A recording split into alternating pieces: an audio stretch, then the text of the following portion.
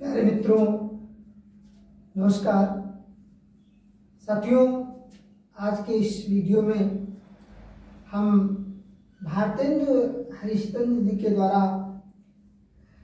लिखी गई एक पुस्तक जो प्रेम माधुरी पुस्तक है, उसी का ये अंश जो प्रेम माधुरी कविता कक्षा 12 के जो हिंदी साहित्य के विद्यार्थी हैं, हिंदी साहित्य पढ़ने वाले विद्यार्थी हैं, उसमें जो एक पुस्तक है काव्य संकलन, उसी में जो प्रथम पाठ है, पहला पाठ है प्रेम माधुरी कविता जो भारतेंदु हरिश्चंद्र जी के द्वारा लिखी गई, उसी का वर्णन आज की इस वीडियो में मैंने किया है।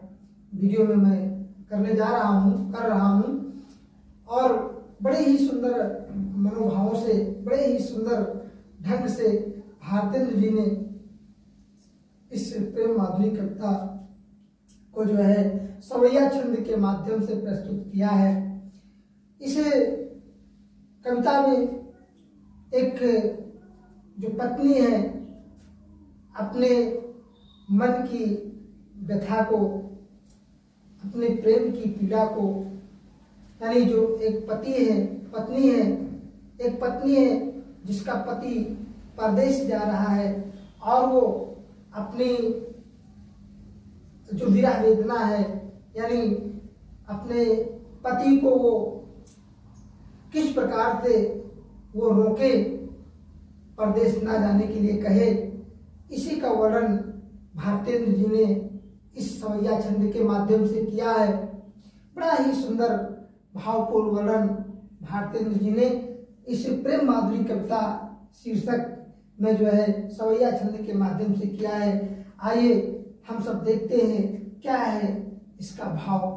और बड़ा ही सुंदर छंद जो है लिखा, मुझे तो इसको पढ़ने में और सुनने में, दोनों स्थिति में मुझे बड़ा ही आनंद आता है। भाई, मुझे तो बड़ा ही अच्छा लगता है, क्योंकि मैं तो हिंदी साहित्य का प्रेमी हूँ और जो काव्यांजलि है, काव्य संकलन के जो मतलब जो है कविताएं हैं, उसमें से तो मुझे पढ़ने में और सुनने में और बच्चों को समझाने में भी मुझे बहुत ही आनंद की अनुभूति होती है। तो आइए, मेरी तरफ से छोटा सा प्रयास है आपके लिए, जो भी भाई बहन कक्षा 12 में पढ़ रहे हैं उनके लिए ये जो आज का वीडियो है हमारा बहुत ही यूजफुल होगा। यूपी बोर्ड का जो एग्जाम होगा उसमें से जो है भारतेंदु हरिश्चंद्र जी की जो रचना है प्रेम माधुरी, उसमें से कुछ ना कुछ जरूर आता है।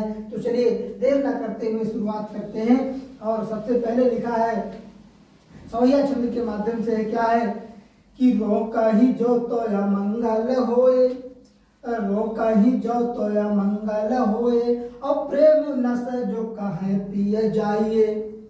क्या सुंदर भाव दिया कवि ने कि रोका ही जो तो या मंगल होए, और प्रेम नस जो कहे पिए जाइए, और जो कहे जाऊ ना तो प्रभुता जो कहे जाऊ ना, देखिए यहाँ पर ध्यान दीजिएगा, जो कहे जाऊ ना तो प्रभुता, और जो कछु ना कहे तो प्रेम नसाइए। बड़ा ही सुंदर भाव कि जो कहे जाऊ न तो प्रभु, जो कहे जाऊ न तो प्रभुता, जो कछु न कहे तो प्रेम नसाइए। और जो हरिचंद कहूँ तुम्हारे बिन, जो हरिचंद कहो तुम्हारे बिन, जी है ना तो यह क्यों पति आइए।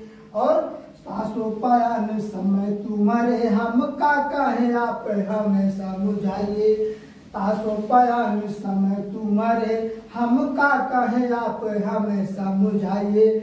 बड़ा ही सुंदर भाव पूर्ण वर्णन किया भारतेंदु जी ने, और मेरी तो इच्छा होती है इसको बार बार पढ़ने की। मैं एक बार फिर से इसको रिपीट कर देता हूँ। हो सकता है कि मेरे जो साथी, मेरे जो बच्चे, जो स्टूडेंट, जो विद्यार्थी इसको देखेंगे इस वीडियो को, तो हो सकता है उनको जो है आनंद की अनुभूति हो, क्योंकि कविता क्या है, कविता में अगर आनंद की अनुभूति नहीं होती है तो वो कविता बेकार होती है।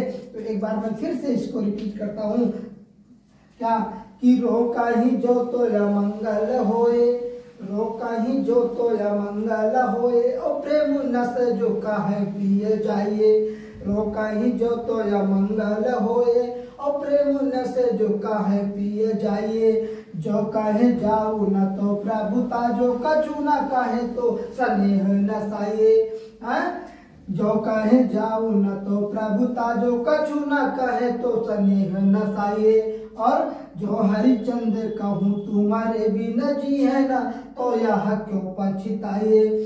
जो हरिचंद्र कहूँ तुम्हारे बिन जी है न, तो यह क्यों पछताए। और तासो पयान समय तुम्हारे, हम का कहे आप हमें समझाइए।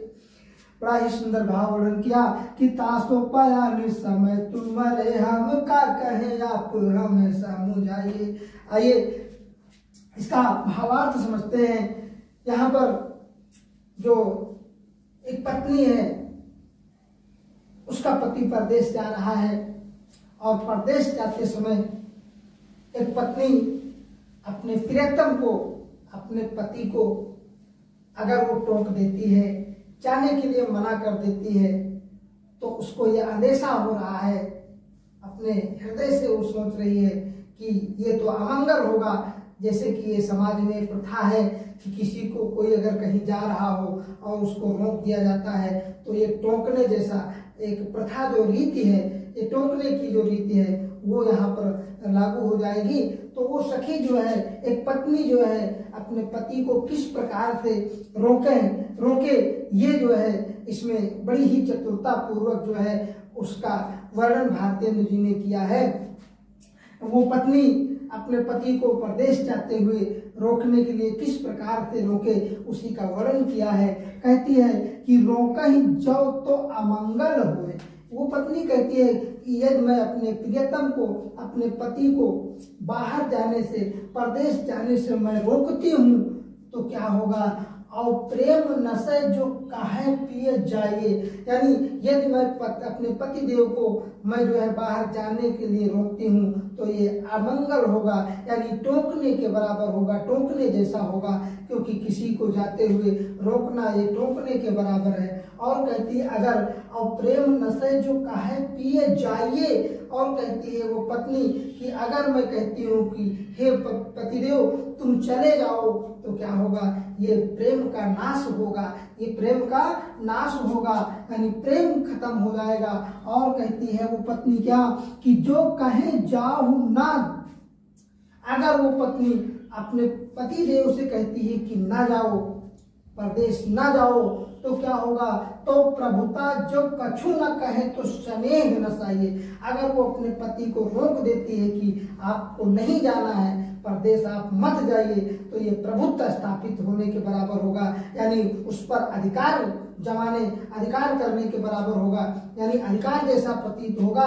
और अगर कछु नहीं, यानी कुछ भी नहीं कहती हूँ, यानी न जाने के लिए कहती हूँ, ना रोकने के लिए कहती हूँ, जो कछु न कहे तो स्नेह नसाइए।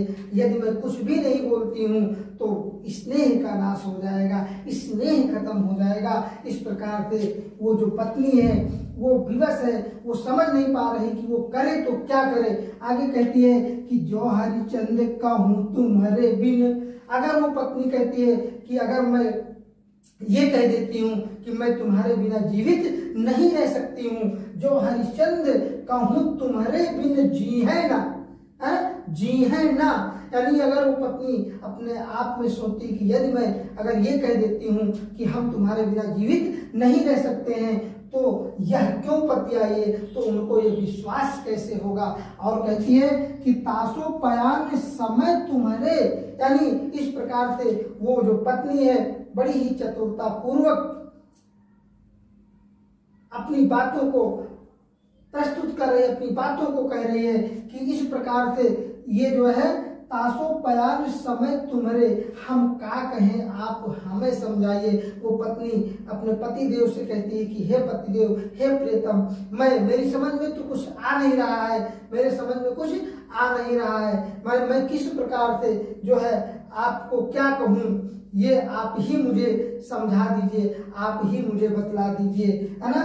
कहती है कि कि तासु पयान समय तुम्हारे, यानी इस समय जब तुम्हारे जाने का समय है, तुम जा रहे हो, इस समय हम तुमको क्या कहें अपने पति देव से, वो पत्नी क्या कहे, इसके लिए वो समझ नहीं पा रही है। तो वो अपने पति देव को संबोधित करती है कि हे पति देव, हे प्रियतम, आप ही मुझे कुछ बतलाइए, आप ही मुझे कुछ समझाइए। इस प्रकार से भारतेंदु जी ने बड़ा ही सुंदर वर्णन किया है प्रेम माधुरी कविता में सवैया छंद के माध्यम से।